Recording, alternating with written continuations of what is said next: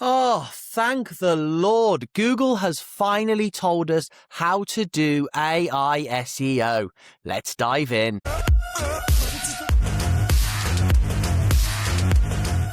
All right, so we all trust Google. Everything they say we take at face value, right?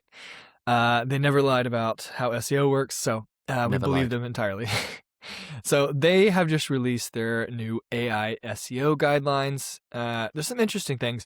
Now, I feel like people always fall on one side or the other when Google says something. People are like, well, Google said it, so it is what it is, right?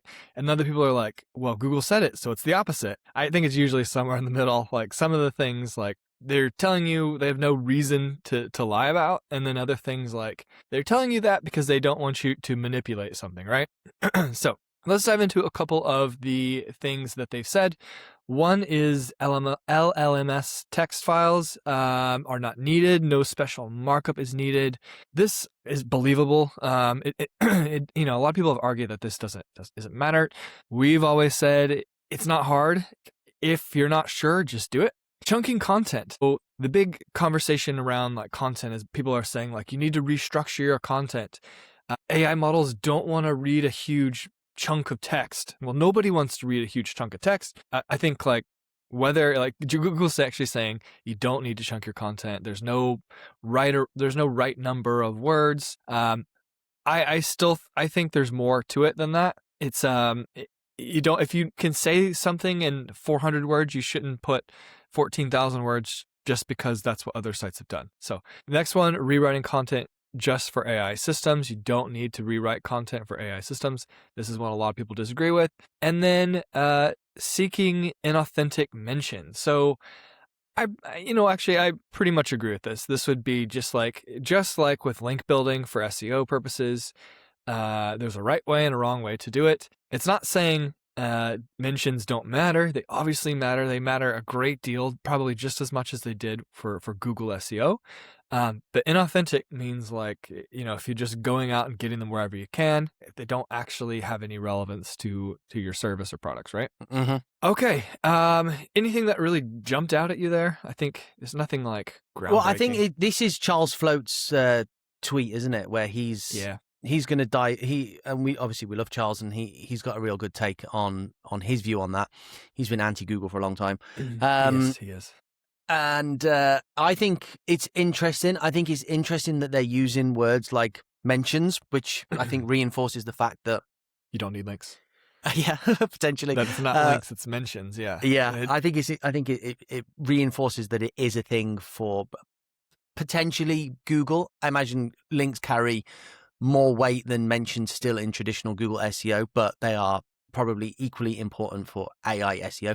And I think the other important thing to probably note is that this is going to be specifically for Google, Gemini, and AI overviews. And just because they're telling us that you don't need to do X, Y, and Z for them, for which they may be telling the truth or lying, all AI models and LLMs are not created equally. Like, as we know, we get different experiences and different outputs across all of the major models. And this is just what they're releasing specifically, the information they're releasing about their AI model. Yeah, well, I think it's good to jump into this. Charles is a good friend of ours. Also, I think one of the smartest people when it comes to reverse engineering things. He was like this with Google.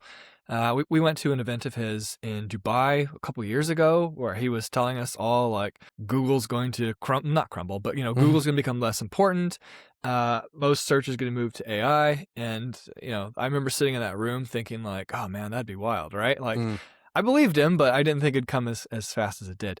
So we'll dive into his explanation here. So a couple important things to understand. One, he dives into how modern AI answers are shaped. So three layers here. Latent knowledge, so what the model already knows from training. So this one I think is like crucial to focus on. There's way too much in marketing in general that's like on quick tactics, right? And so I think of like the latent knowledge preparing for like when they do the new training runs. That's where they like the models go out and they pull more context and they understand more about your business. This is basic brand building. So all of those things that if you look at the strategy you should be running for AI visibility, and you're like just focusing on listicles, like you're only looking at that like immediate thing. You want the AI models to understand what your business does, and that's where like creating YouTube content, going out on podcasts, all of those things like help send those signals when they do the training data, right? Mm-hmm. Layer 2, active retrieval. So what the model searches or fetches in real time. So you ask it something, it doesn't have it in its training data, or it needs up-to-date information. That's where it actually goes out and looks at the web results, citations, the knowledge graph, snippets, etc.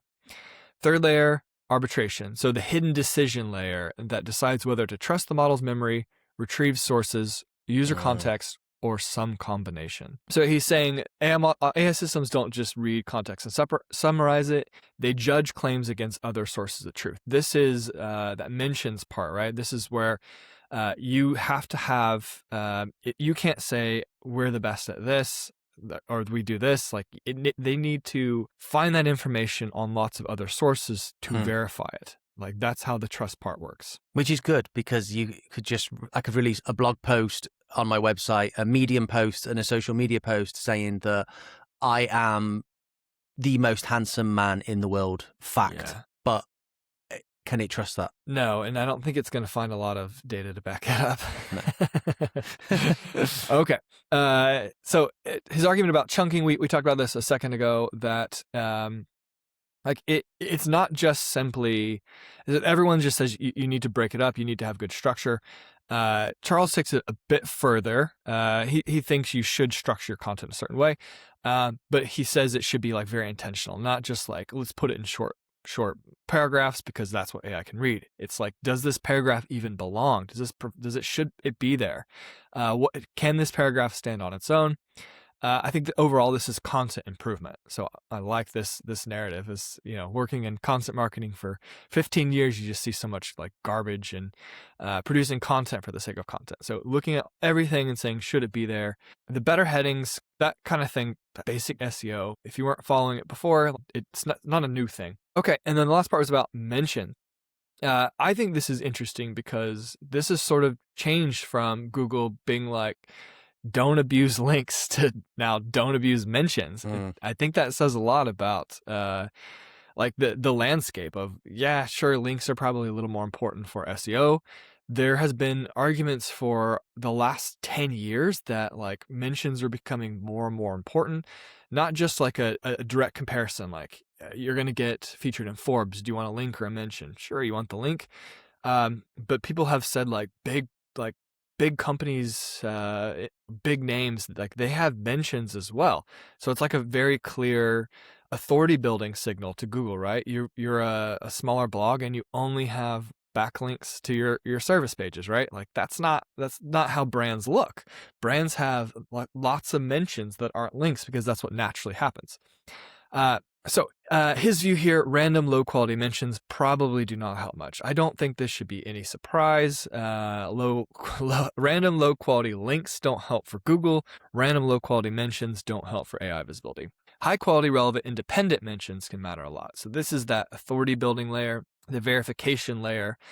If you are in any industry, right? If you are one of the big brands, the known brands, the authority, you're talked about throughout the internet, and the AI models will look for that to verify and determine if you are in that, that top layer, that when they're looking to recommend someone. So anyway, I think this was a great reminder not to take everything Google says at face value, to dig in, because some of this, I think they weren't really necessarily wrong. There's just is missing context, right? What about the fact that Google is saying that inauthentic mentions don't move the needle? Floate has said that he agrees that low quality mentions likely don't do anything, but high quality mentions do. Is there not, I mean, Charles is a black hat guy anyway. Can we not inauthentically earn high quality mentions, like either just, by whatever sort of black hat method you can think of, or just by paying to be mentioned in high quality places? I think